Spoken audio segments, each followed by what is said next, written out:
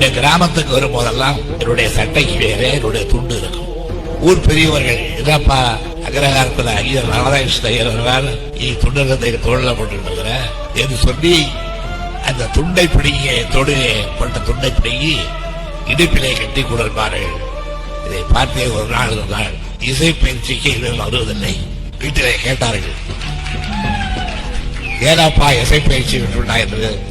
இசை பயிற்சிக்கு போனால் என்னுடைய தன்மானம் போகிறது, சுயமரியாதை போகிறது.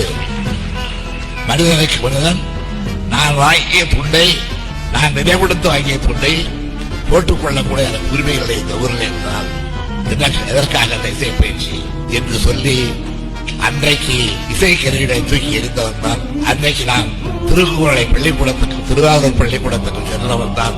அதற்கு பிறகு நான் எந்த வித்வானையும் பார்த்து பரிச்சயம் செய்து கொள்ளவில்லை. அதற்கு பிறகு நான் பார்த்த வித்வான்கள் எல்லாம் பேராசிரியர், நாவலர் போன்ற இந்த வித்வான்கள் தான் எனக்கு தெரியவே தவிர, எல்லாம் பெரிய மகா வித்வான் அறிஞர் அண்ணாவை தான் எனக்கு தெரியவே தவிர, நான் இடுப்பிலை கட்டிக்கொள்ள வேண்டும் என்ற சுயமரியாதை அந்த தன்மைக்கு அந்த இளம் வயதிலேயே என்னுடைய தலை வணங்க மறுத்த காரணத்தால் தான் இன்றளவும் தன்மான இயக்க தொண்டராக நான் இருக்கின்றேன். என்னை கேட்டார்கள் நிருபர்கள், ஒரே வரிகளை சொல்லுங்கள் சார், உங்களுடைய உரிமையை பற்றி, உங்களுடைய தன்மையை பற்றி நீங்கள் என்ன கருதுகிறீர்கள்? ஒரே வரியிலே சொல்லுங்கள். நான் சொன்னேன், ஒரே வரியிலே கேட்கிறீர்களா?